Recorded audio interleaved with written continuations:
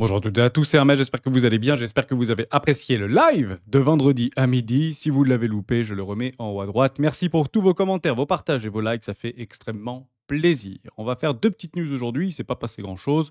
Ça reste boule, les objectifs ont été atteints. Logiquement, tous les trades de longue par rapport à ce range ont été coupés par rapport à différents indicateurs techniques que nous pouvons utiliser aux alentours des 103, 104 000 $.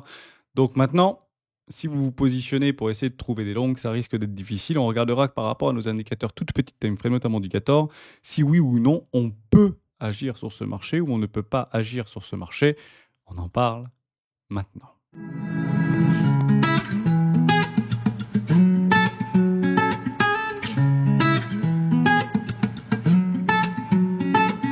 Mais juste avant de commencer, je vous invite toujours à rejoindre le score des rois du marché. Vous y trouverez beaucoup de choses, notamment Bienvenue Trading. Si vous voulez participer avec nous tous les jeudis à partir de 15h, la première vidéo a été postée dans non si vous voulez la visionner. Et je vous remets la procédure si vous voulez rejoindre le groupe privé Trader des rois du Bitcoin. C'est dans la description. Vous y trouverez également une documentation qui s'appelle la stratégie des 4 rois. Je parle plutôt ici aux investisseurs court, moyen, long terme, voire très long terme. Moi, personnellement, je l'utilise depuis plusieurs années sans émotion et sans stress et m'offre d'excellents résultats. C'est 18 pages à lire, c'est complètement gratuit. On peut faire un petit tour du côté de l'order flow parce que j'ai vu ça passer du côté de Marstouf avec un baptême de la patrouille de France, quasiment tous à l'unisson, hormis les tout petits portefeuilles entre 100 et 1000 $. Bon, bah formidable. Tant que ça reste boule, bah, on va pas forcément essayer d'aller contre un TGV qui part à pleine vitesse et pleine balle. On a pris plusieurs dizaines de pourcents en l'espace de 15 jours. On avait cette target-là, mais on ne pensait pas forcément aller aussi rapidement, mais c'est tant mieux. Hein. Moi, je veux dire, j'en profite. Et yay on see. Tant que les objectifs ne sont pas atteints sur des investissements que vous avez pris sur vos crypto-pépites préférées, il n'y a strictement, je dis bien, strictement rien à faire. Il y a beaucoup d'autres news que vous pouvez aller chercher, notamment du côté du Discord. Monsieur Intel nous les partage très régulièrement. Sonic devrait faire une grande annonce d'ici le 15 juin. Kaito annoncera une mise à jour du tokenomics pour récompenser la main des diamants de Kaito la semaine prochaine. Vous avez également ici le président de la SEC, Paul King, qui prononcera un discours inaugural sur la tokenisation des actifs. Vous avez Conor McGregor. Bon, merci Monsieur Intel. Toutes les annonces que vous voyez passer, elles se trouvent sur le Discord des rois du marché. Il fait un travail formidable pour pouvoir nous les partager. Merci à toi. Côté Bitcoin, bon, il n'y a pas grand-chose à dire. On attendra que les algos se mettent peut-être à la vente. Actuellement, ils ne le sont clairement pas. C'est extrêmement haussier. Vous pouvez passer sur des petites time frames. Ceci n'est pas baissier. Jusqu'à preuve du contraire, c'est encore un canal ascendant. L'objectif, c'est de faire une continuation haussière, de ne faire rentrer strictement personne sur ce marché. On regardera si oui ou non quelques retail mainstream souhaitent acheter ce marché, en tout cas, ont une intention d'acheter ce marché. On utilise un indicateur fondamental assez intéressant du côté de Google. On en parlera juste après. Donc formidable, je suis très content de l'observer encore une fois. Et on arrive sur un hic. Le premier hic, c'est quoi? C'est cette trendline haussière. Voilà, donc si vous regardez des trendlines haussières, gardez-les.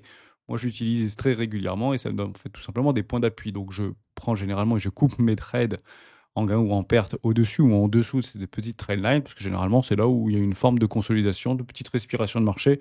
Ça ne veut pas dire baissier, mais bon, partez du principe que vous avez des énormes fair value gap et des gaps qui se sont positionnés aux alentours des 100 000 $, mais ici jusqu'aux 98 000 $, et puis le plus beau qu'on pourrait prendre ici entre les 86 000 $ et grosso modo les 91 000 $, et moi j'achèterai beaucoup, je dis bien beaucoup plus bas, puisque je ne connais pas l'avenir, et j'ai donc deux plays et je ne les bougerai pas. Encore une fois, hein, en fonction, tant qu'on est dans un range, vous le comprenez bien comme ça. Ici, je vais les noter, haut de range, bas de range. Et ben en fait, on joue les hauts de range et bas de range, tout simplement. Donc, plus on se rapproche du haut, si on est bel et bien dans un range et qu'on n'a pas retrouvé des flux acheteurs ici, parce qu'il faudra faire un nouveau plus haut avec une acceptation en vue de jouer une accélération, et on peut s'y retrouver d'ici quelques heures, peut-être quelques jours, au plus tard quelques semaines, je l'espère personnellement.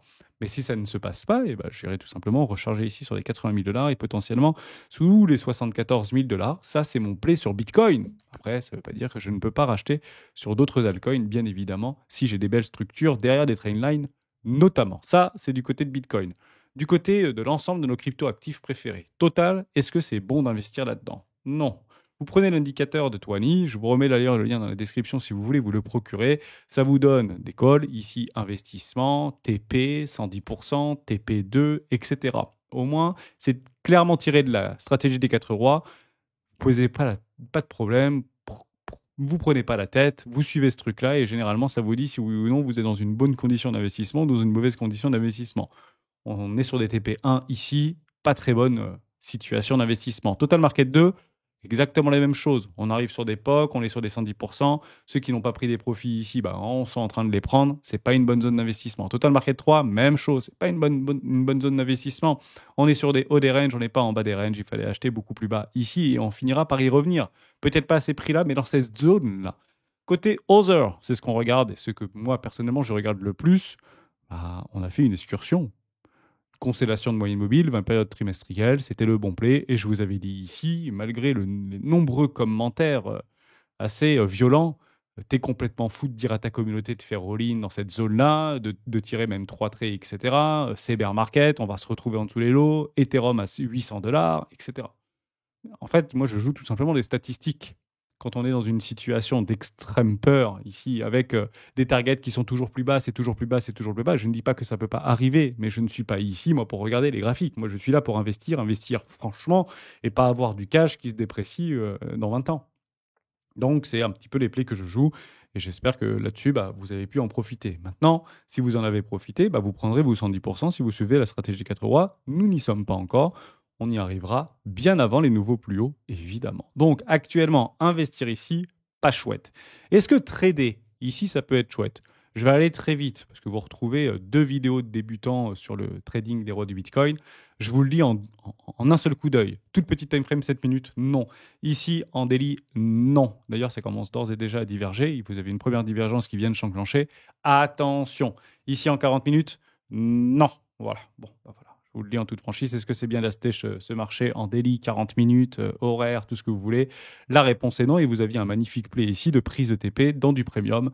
Ça a été d'ailleurs violemment repoussé. On partait du principe qu'il y a des profits qui ont été pris sur des toutes petites time frames. On attendra tout simplement soit des divergences, soit un retour au niveau du STC dans une zone plutôt greed ici pour les acheteurs, quand cette petite ligne sera plus basse.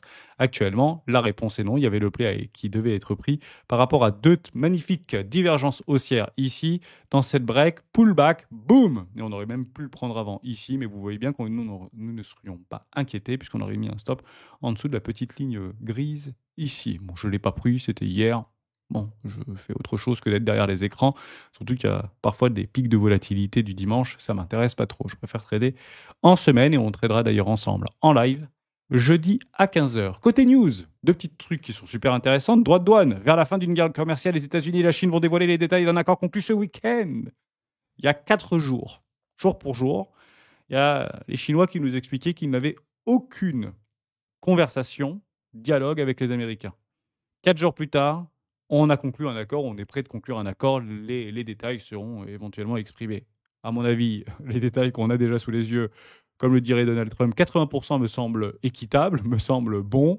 Bon, on part du principe que ce sera nettement inférieur à ça et actuellement on attend. Donc le marché réagira par rapport à un prix qui sera défini ou en tout cas un tarif qui sera défini entre les 2 grandes puissances et à ce moment-là le marché réagira. Tant qu'on n'y est pas, à mon avis, c'est que du bruit de marché. Donc je n'irai pas dans ce sens-là personnellement, j'attendrai d'avoir le résultat final. Et vous connaissez mon résultat final par rapport au tarif douanier. Il y a une chose qui a été pricée, c'est 15-17%. Ça, c'est le consensus.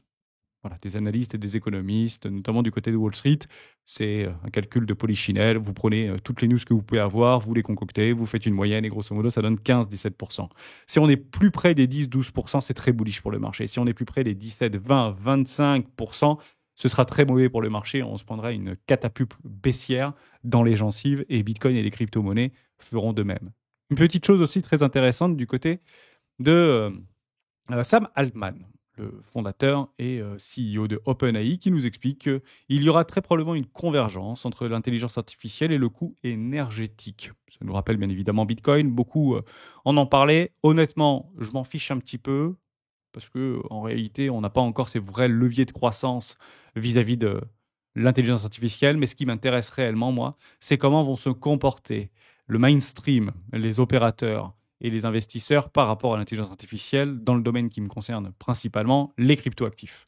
Donc, j'alimente toujours et encore ma thèse par rapport à cette idée de 2025 et potentiellement qui pourrait courir jusqu'à 2026, mais j'en doute, par rapport à faire de l'argent en dormant. Quelle est la meilleure façon de faire de l'argent en dormant, si ce n'est de mettre en place des bots de trading algorithmiques propulsés par l'intelligence générative?